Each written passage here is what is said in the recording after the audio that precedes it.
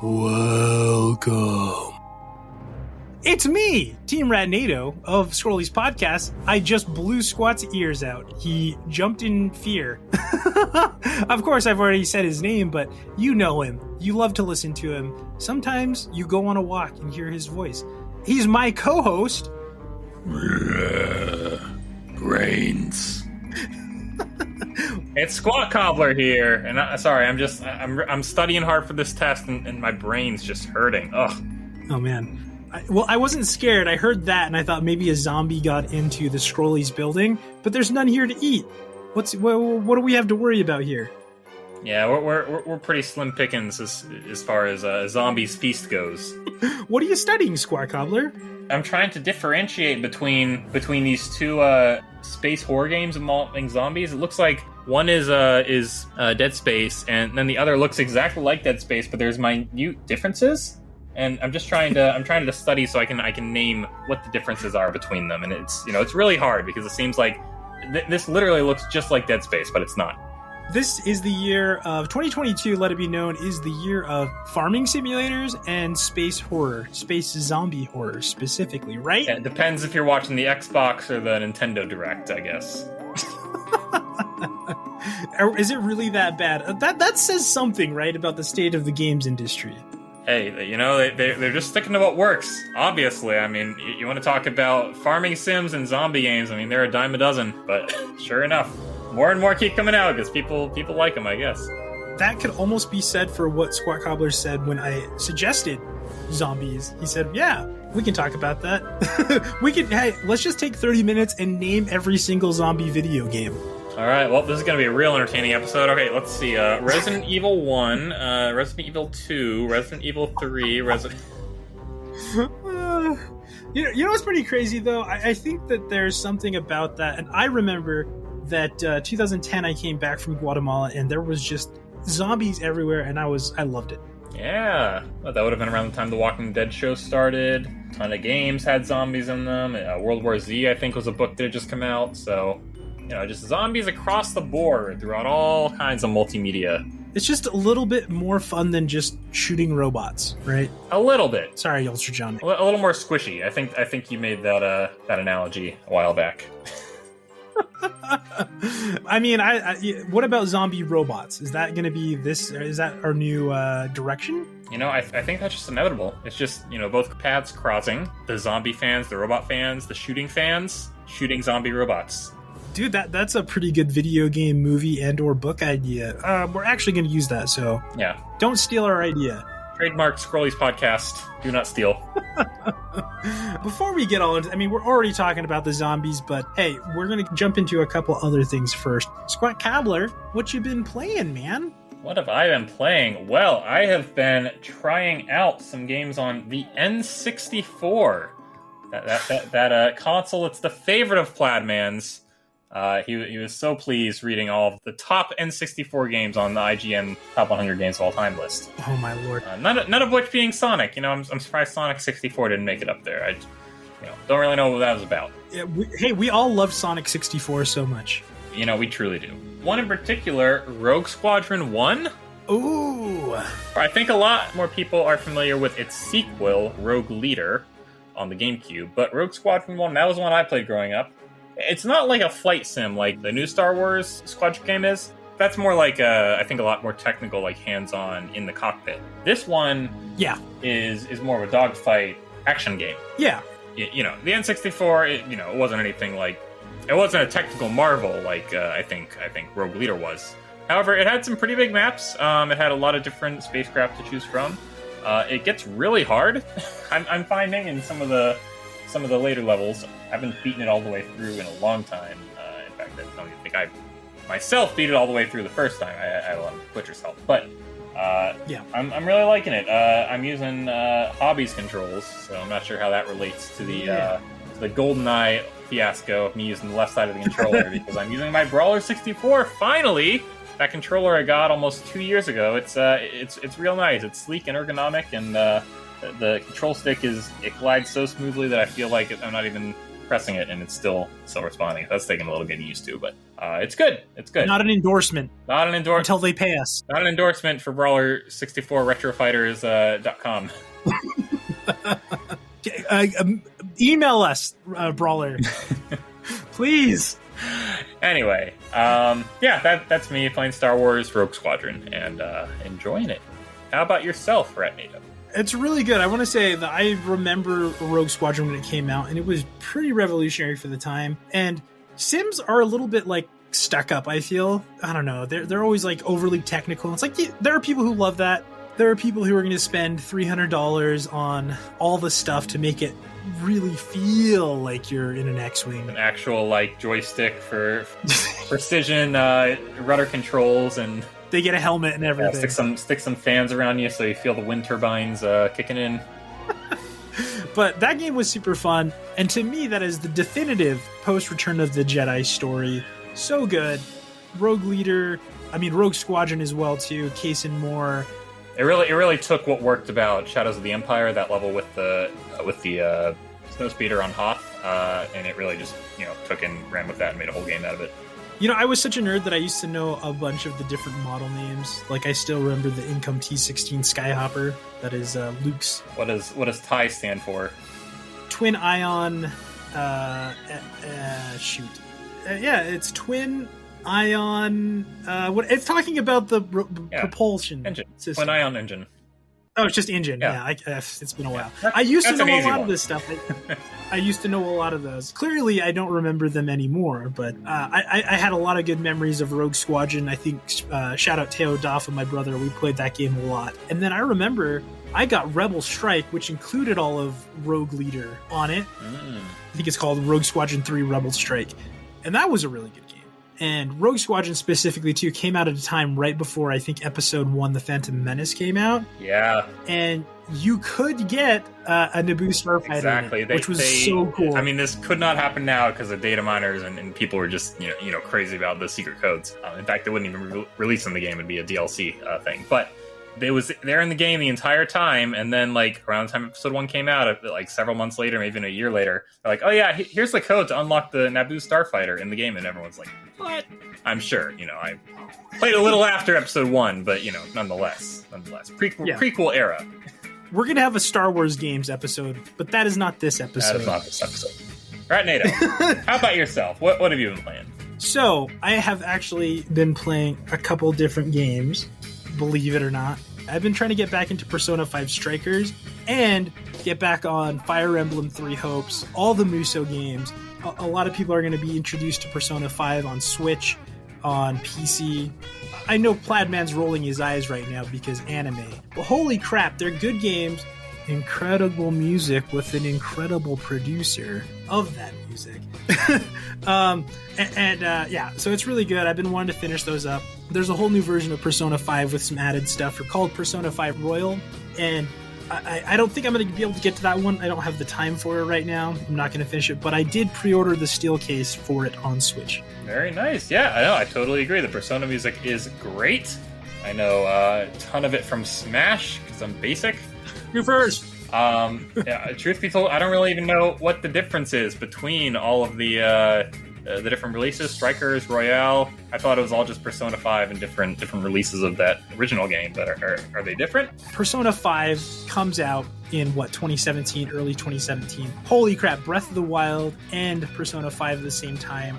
I remember I took like a week off from work and I just sat there and played both of them nonstop. Then comes out like a bunch of other games, like there's a Persona 5 dancing game, like a rhythm game, and then those are all kind of like separate things. It's just like it's kind of anime and it does its thing. And then Persona 5 Royal comes out, which is just like adding a new character, doing some more stuff, fixing some old things. And I have the collector's edition of that. Like I said, everyone always picks that out when I had it on my old bookcase for streaming. They'd be like, oh, what's that mask? Or they'd be like, yo, Persona! And I'm like, yeah, Persona! I remember this redeem fondly. The show off your pick off something from the shelf and show it off. That was one that was prominently on display at the Old Rat's Nest. And maybe once again soon in the future we can admire Rat's little knickknacks. Yeah, But pretty soon, hopefully. Anyways, yeah. So I've been doing that. I've been back into Musos. Good stuff. Good stuff. Anyway, Persona 5 and Star Wars are not the reasons we're here. We'll come back to those later on down the line. What we're here to talk about today is the myriad number of zombie games out there. And we're not just talking Minecraft, which does have zombies, and even though they scared Sqat Cobbler as a kid, we're talking about real zombie games. Right, Sqat Cobbler? Hey, no zombie game has ever scared me like Minecraft. Just saying. But yes, indeed, we are talking about the plethora of zombie-themed, zombie-featuring, zombie-centric video games out there. Starting with real old ones, right, NATO? Oh, 100%. Charles Prime actually owes me this. He owes me a stream of this. Holy crap! For your 12-hour, yeah, you're supposed to play multiplayer with Charles Prime in this game. Zombies Ate My Neighbors, the classic LucasArts game. Oh yeah. So this game came out on July 19th, 1993, when Rat was just a little 4-year-old. Okay, so it would actually be probably another year or two before I was able to buy it. But I remember it's one of the games that either I got for a birthday or that I made from my time on the set of Larger Than Life. I think I got Zombies Ate My Neighbors for like my 5th or 6th birthday. And what a great game. I didn't realize it was LucasArts at the time. And I didn't realize like how much this game was like going to affect me and how much I would learn from it. Because from the outset, it's a top-down, not Diablo, but kind of a little bit like an action shooter, puzzle. But it had like all of the classic horror villains, including the titular zombies. Have you ever seen this game before, Sqat Cobbler? I have seen this game. I can't say that I've played more beyond the first level in the backyard, but it's probably one of the best SNES co-op multiplayer games, in my opinion. When I got my SNES Classic, I happened to get a very special edition that had Zombies Ate My Neighbors on it, naturally. It's the only one in existence. And I would hook it up in school and play it with friends. Play it with friends on a big projector. And that was probably the best one. It was that and Street Fighter 2, but I mean, obviously that's a competitive one, not a co-op one. So Zombies Ate My Neighbors was another big hit with the people around. We'd play that. It was so cool. It was like a kind of like a 50s retro look on classic monsters like zombies, vampires, werewolves, aliens, robots, all that kind of stuff. And even slightly more contemporary stuff like possessed dolls and things of that nature. And it was just a really solid game, really fun. And as a little kid, it wasn't so intimidating like, say, a Resident Evil. And I really enjoyed playing that game. I don't know. Well, very nice, very nice. Yeah, I haven't played it as much as you, clearly, but nonetheless, it to this day, NATO, is infamously the only limited run game you've ordered and received finally. But I think there's a story there if you want to share it. Oh boy, not a shout out. This is a call out. I'm putting I'm putting limited run games on a Tuesday afternoon blast. Well deserved blast. I ordered Zombies Ate My Neighbors, June 10th of 2021, I believe.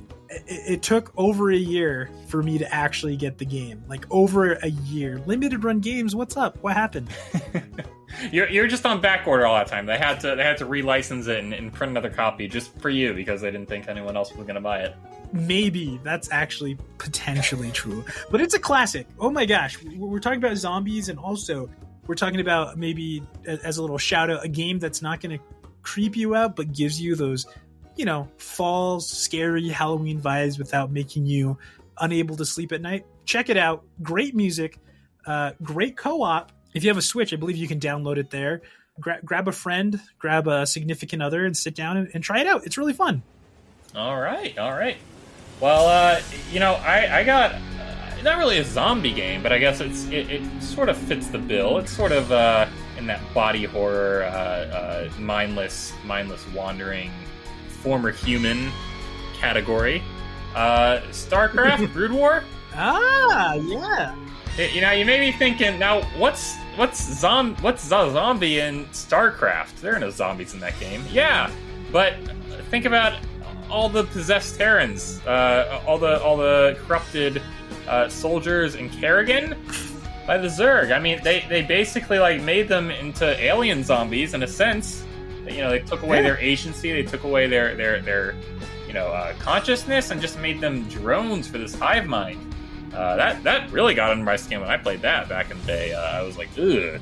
Just think if I was like captured by like all these like bug aliens and put in this cocoon, and then I came out and I was like me, but I was also like them, and I was like all scaly, and it had all kinds of like protrusions and spikes, and like, you know, cool design, but probably a pretty painful process. So yeah, I don't know. It not exactly your typical zombie game, but I think especially at the time it was sort of unique in that sense that it took the idea of being corrupted by another presence, and your will was taken away, and you were in a sense undead and mindless.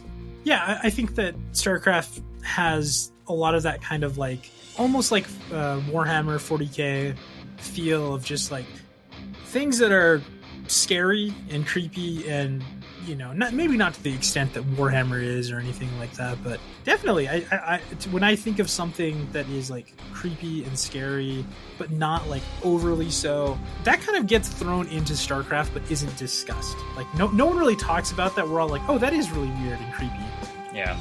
It's really weird and creepy. I think the cutscenes really do it the most justice, even though they're kind of like rigid and stilted by today's standards. I mean, you know, we're talking like late 90s video game CGI, so like think like full motion video on like your PlayStation or your Sega. Like nothing remarkable or cinematic. But you see the horror in these ground troops. I mean, you know, they're fighting these. I mean, the Zerg just in and of themselves are like just disgusting, like weird, like mutations of aliens. So they're already pretty gross, and then just think of like them overtaking you and your troops and like repurposing you to fight for them. Like it's nasty. It's gross. Yeah, it's not unlike how zombies work. I think a lot of fiction has that kind of like, we were trying to develop a weapon and it got out. Yeah. And that kind of falls into the same thing. And man, StarCraft was very much ahead of the game. I think it was one of the first places I encountered an idea like that. And even like the whole idea behind like spoilers for a 25-year-old game, like the Xel'Naga and all that like gene mutation experimentation stuff is like very crazy. Like my first introduction to like that kind of horror and scary that I really like, of like, oh, it's ancient, but they created these things and now they've gotten out and they do whatever, you know. For sure. But speaking of something that isn't ancient by most standards, something that isn't ancient by any standards, Plants vs. Zombies, the phone game.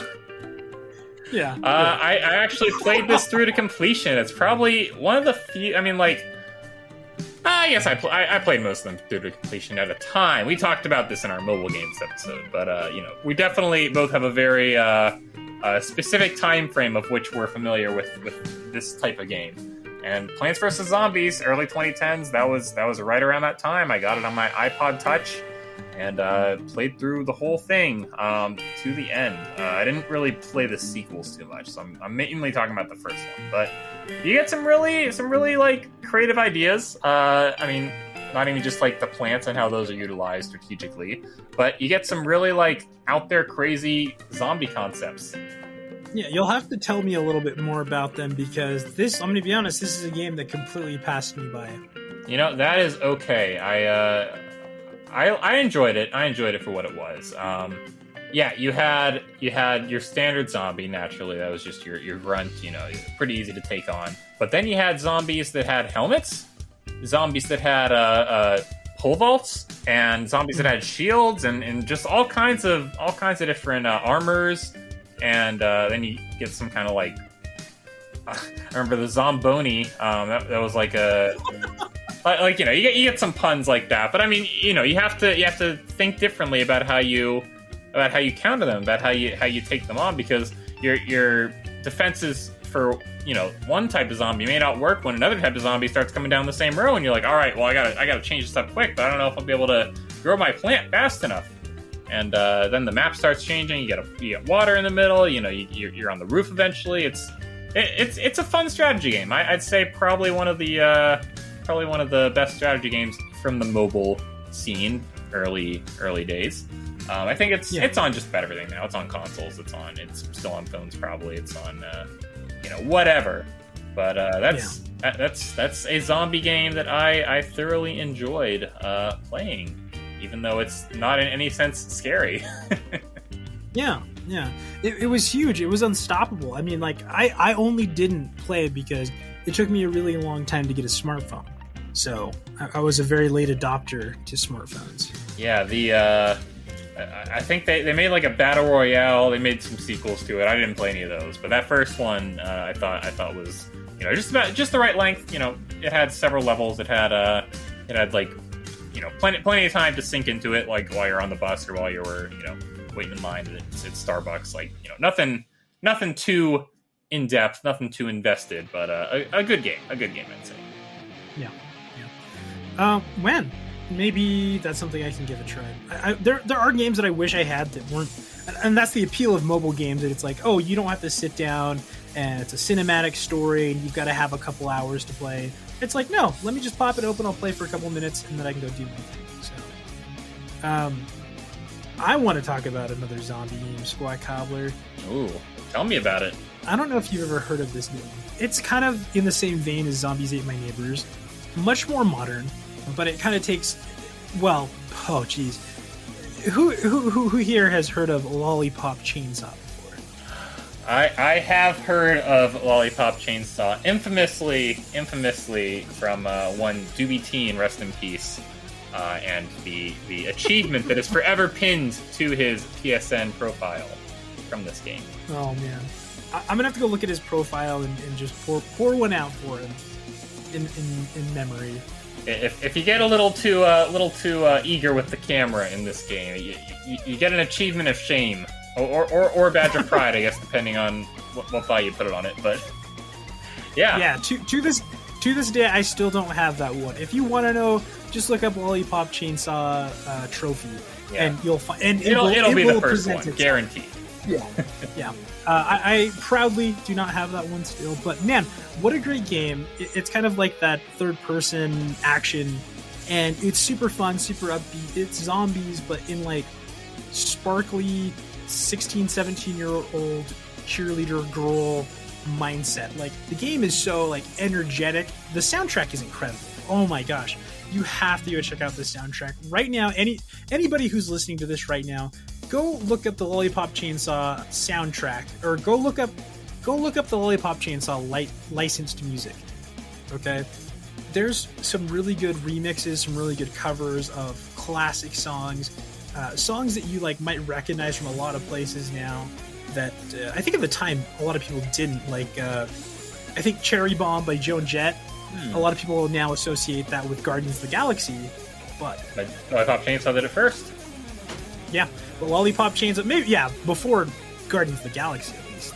And so whenever I hear that song, I'm like, oh, Juliet Starling.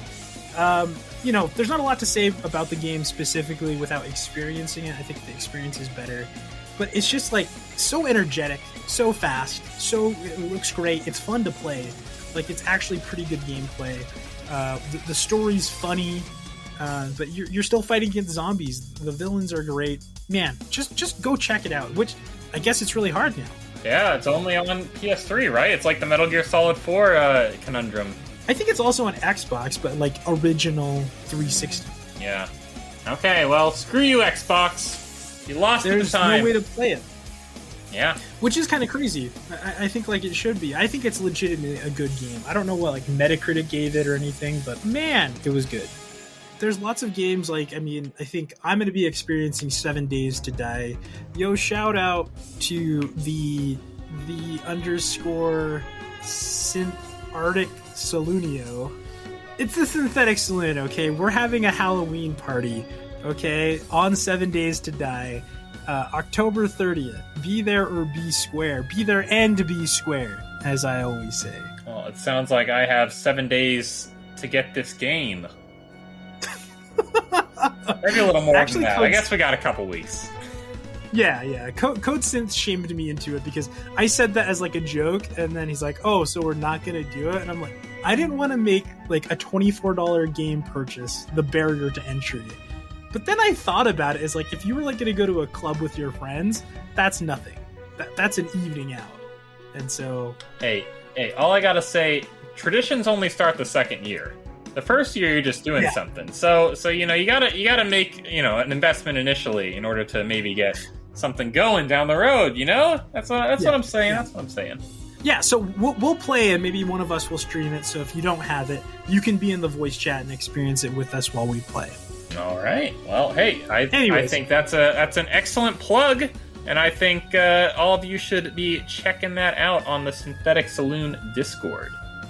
Link below with permission, I guess. Link below TBD. The sheriff's like, no, I can't have anybody else know about my shame. All right. So he doesn't want another ban. Gotta love that PG family-friendly streamer, Sheriff McLawdog. the cleanest record to be found on Twitch. Well, I mean, there's a lot of zombie games out there, and like, look, even in 30 minutes, how many were we able to talk about? Maybe 5, 6 of them. Yeah. And I don't know, what's your favorite zombie game? I feel like everyone has to have at least one. They run from the range of cute to ultra scary. It runs the range from your garden variety, shambling walkers, to your morphing sci-fi nightmares, right? Absolutely. They're easily adaptable. They fit in just about any setting, which I think speaks to their longevity and their prevalence. So zombie games aren't going anywhere. There will be plenty to talk about in the future. And let us know your favorites. Sci-fi space zombie farm simulator. That's the perfect Xbox Nintendo collaboration game. Nintendo, get at us. And Xbox, yeah. All right. All right. Well, I mean, I think we kind of just dipped our toes into zombie stuff. But hey, I think go check out all these games. Really, check out Zombies Ate My Neighbors. I would say, if nothing else, you can go into your little browser on your computer or laptop and look up Zombies Ate My Neighbors emulator or something like that. And legally, there is a way to play them in your browser with your keyboard. And they're great. The music is awesome. Go check it out. Indeed. Best experience with another legal owner of Zombies Ate My Neighbors. No, best experience with Charles Prime, I'm assuming. Charles Prime, we eagerly await the day that you join in Rat's 12-hour stream from April 2021.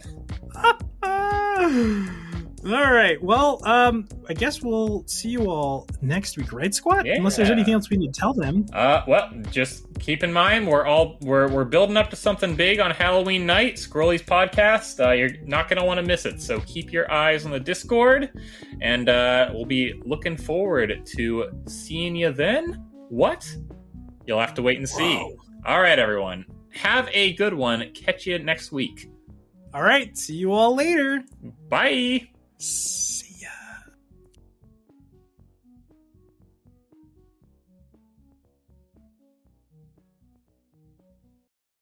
Speak of the devil, the eggs.